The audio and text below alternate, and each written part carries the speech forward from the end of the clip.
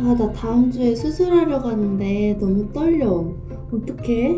진짜? 진짜 하기로 했나? 야, 잘 생각했다. 너 할 때 안 아팠어? 나 멍이랑 붓기도 걱정인데 흉터가 제일 걱정이야. 내 봐봐, 지읍한 거 티 나나? 티 하나도 안 난다, 안 얘가. 보인다. 여기 이거 봐봐. 내 저번 주에 여행 갔다 온 사진인데 흉터 안 보이지? 어디에 진짜. 있는지 모르겠지? 대박. 흉터 왜 이렇게 안 보여?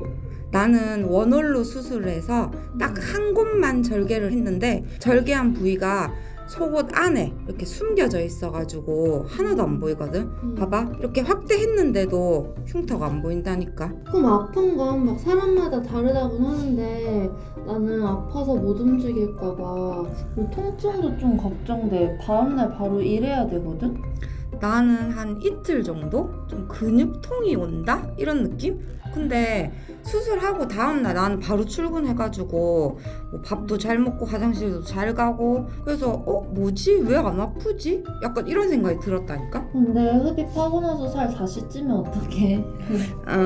지방흡입 수술하는 게 라인을 예쁘게 잡아주는 거지 다이어트 해서 살을 막 몸무게가 줄어들고 이런 거랑 또 다르다고 하더라고.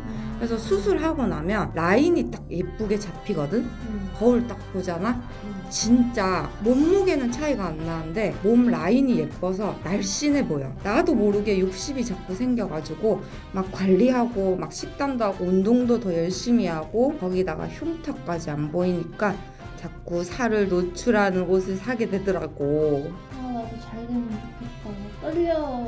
걱정 마라. 니도 내처럼 진짜 잘 돼가지고 아마 옷 쇼핑 다시 해야 될걸? 오케이.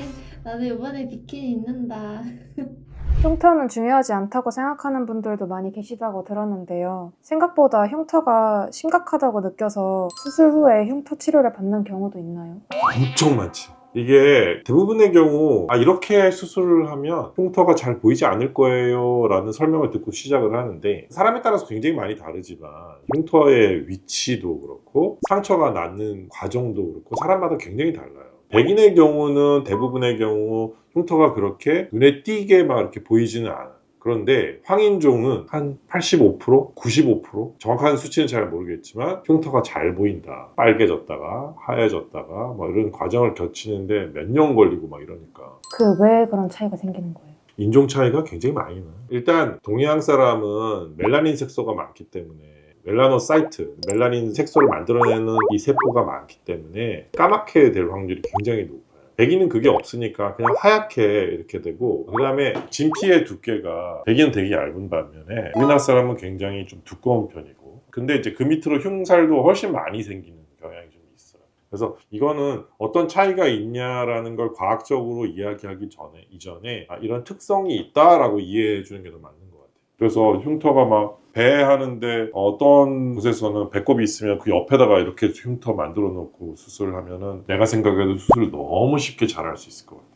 거의 다 편의적인 생각인 것 같고 근데 배 양쪽으로 배꼽이 이렇게 있으면 양쪽으로 이렇게 흉터 있으면 좋겠냐고 안 좋죠. 얘기를 들으면서 막 걱정을 하는 것 같은 상상이 되는구나 상상이요. 그리고 특히 이렇게 지방흡입을 하면 수술하는 입장에서는 왼쪽 오른쪽 될 수 있으면 똑같이 만들어야 되기 때문에 양측성으로 하는 경우가 많은데 그렇게 만들어 놓으면 누가 봐도 왜 있어 흉터가? 이러다 보니 흉터에 대한 걱정을 많이 하고 흉터 몇 년 있으면 조금 옅어지긴 하지만 그럼에도 불구하고 날씬해는 졌는데 흉터 때문에 고민하는 사람 진짜 많이 봤어요. 제 친구는 곧 있으면은 지방흡입 수술한다고 하던데 흉터 그런 거 신경 안 쓴다고 하더라고요. 이게 수술하기 전에는 꼭 그렇게들 얘기를 해요. 수술하기 전에는 흉터 신경 안 쓴대. 그렇게 해놓고서는 수술 끝나고 나면 맨날 레이저 치료 받으러 가요. 이게 레이저 치료가 받으면 금방 다 나을 것 같은데 그렇지가 않아요. 흉터 치료는 없었던 일로 하는 게 아니라 있는 흉터를 조금 옅게 해준다? 이 정도가 가능한 거지. 몇 번이나 해야 되냐? 조금 하면 3번, 많이 하면 30번 해도 잘 안 돼. 나무라지. 그럼 처음부터 안 생기게 하는 게 제일 중요하겠네요. 그러니까 그게 제일 중요한 거야. 위치가 안 보이는데 하든가 아니면은 조금만 뚫든가. 그래서 내가 자꾸 원홀 이런 얘기를 해요. 보통 그럼 어떤 흉터가 주로 생기는 건가요? 이게 지방흡입했을 때는 흉터가 종류가 여러 가지가 있는데 사실 선생님들이 스킨 프로텍터라는 걸 쓰는 선생님이 있고 안 쓰는 분이 계셔요. 근데 이제 또 매뉴얼 타입으로 수술하시는 분이 있고 진동 방식을 이용하는 선생님이 계신데, 이제 스킨 프로텍터라는 거는 피부가 마찰에 의해서 이게 이렇게 뚫고 들어가가지고 막 이렇게 뭐 흔들면서 비비면 젓가락 가지고도 막 이렇게 한 1000번 해봐. 어떻게 돼? 거기가 비겠지. 빨개지고 그걸 넘어가면 까지고 막 이러잖아요. 그건 똑같아. 그런 현상이 일어난다고. 근데 마취를 해놓으니까 모르고 있다가 나중에 보면 거기가 화상 입고 된단 말이에요. 그러면 이렇게 선으로만 남는 게 아니라 흉터가 커질 수 있어요. 그러면 그 흉터 생긴 부위로 이렇게 올라와. 그럼 올라오면 그 부위를 다 도려내고 꼬매고 막 이렇게 하다 보면 흉터가 생각보다 굉장히 커질 수도 있고, 그 다음에 이제 사람들 따라서는 대부분의 경우 비후성 반응. 많은 사람들이 자꾸 켈로이드라 그러는데 켈로이드 아닌 경우가 99%고 1%만 켈로이드고 나머지는 다 비후성 반응인데, 비후성, 다시 말해서 흉터가 비후, 뚱뚱해졌다. 비후성 반응. 반응 흉터란 말이니까. 그러니까 위로 올라오는 거예요, 흉터가. 딱 여기에 잘라졌으면 여기 이렇게 솟아 올라와. 이런 현상이 대부분 생긴다. 그러면 그거 낮추는 치료도 받아야 되고, 또는 반대로 이렇게 움푹 파여. 이렇게 움푹 파이는 흉터가 생기면 그 또한 그렇게 보기 좋지 않지. 나는 수술 안 한 것 같은 모습이 나왔으면 좋겠다라는 그런 생각인데 그게 안 된다는 것이죠. 또 한 가지는 시커매지는 거, 아니면 빨간 게 너무너무 오래 가는 거. 이런 것들이 문제가 될 수 있어요. 이 봉합을 하는 데 있어가지고 시원찮게 봉합을 하면 이게 딱 높이가 맞아야 되는데 안 맞아. 이렇게 되면 이게 높낮이 단차가 생겨가지고 이건 다 재수술해야 돼. 마음 아픈 얘기죠. 사실 그렇게 크지도 않고 뭐 1cm 미만이긴 한데 그게 이제 또 재수술을 해야 되고 이렇게 하는 수가 있어요. 그러면 색소 침착 같은 거는 어떻게 해야 돼요? 색소 침착이 오면 색깔이 까매진 걸 얘기하는 거거든요. 색깔을 옅게 하는 레이저들을 하거나 아니면 뭐 토닝을 하거나 뭐 이런 치료들을 해야 돼. 까매진 거는 그래도 비교적 잘 돌아와요. 여러 번 치료하면. 그럼 켈로이드나 비후성 켈로이드는 99%가 켈로이드가 아니고 비후성 반응. 뚱뚱해진 흉터. 비후성 반응. 그건 그럼 어떻게 해야 돼요? 그거는 보통 스테로이드 주사를 반복적으로 뭐 한 달에 한 번, 두 달에 한 번 이렇게 계속 맞아야 돼. 그렇게 하면 많이 또 내려가기는 해요. 근데 그 흉터가 얼마나 크냐 이런 것도 차이가 있죠. 그래서 흉터 치료는 어느 정도까지는 좋아지지만 없던 일로는 되지 않는다. 그러면 지방 흡입 흉터를 최소화하는 원장님만의 특별한 방법이 있나요? 많이 있지. 일단은 하나만 뚫자. 이게 내 주장이에요. 2개, 3개, 4개 뚫어야 되는 거 그렇게 하지 말고 하나만 뚫자. 왜냐하면 어디가 됐든 흉터가 하나밖에 없으면 그게 흉터가 보이더라도, 흉터가 뭐 별로 안 좋게 났더라도 그게 되게 이상해 보이지 않아요. 뿅뿅뿅 이게 정말 이상해 보이는 거지, 하나만 있으면 그렇게 이상해 보이지 않는다라는 거예요. 위치가 배꼽 안에라든가 잇몸 일구 그 안에라든가 이런 데다가 해놓으면 흉터가 보인다 하더라도 내가 신경이 많이 쓰이고 이러진 않죠. 간혹 가다가 요새는 제모한 분들이 있어서 그런 분들은 그것 보이는 것도 조금 신경을 쓰던데, 그래도 한계니까 스트레스 그렇게 많이 받지는 않는다. 복부 지방흡입하면은 보통 배꼽에 하나, 배꼽도 배꼽 안에다 숨겨야 돼요. 배꼽 근처가 아니라 배꼽 안에다 숨기는 거 하나, 그 다음에 음모 있는 데 하나, 그럼 뒤에 돌아가가지고 엉덩이 골 사이에다가 한 개, 이렇게 해서 수술을 하기 때문에 흉터가 안 보인다. 허벅지 지방흡입 같은 경우에 배꼽에 하나, 그 다음에 엉덩이 뒤에 이렇게 딱 2개 가지고 수술하거든. 어떻게 그렇게 돼요? 되는 사람이 별로 없어 사실.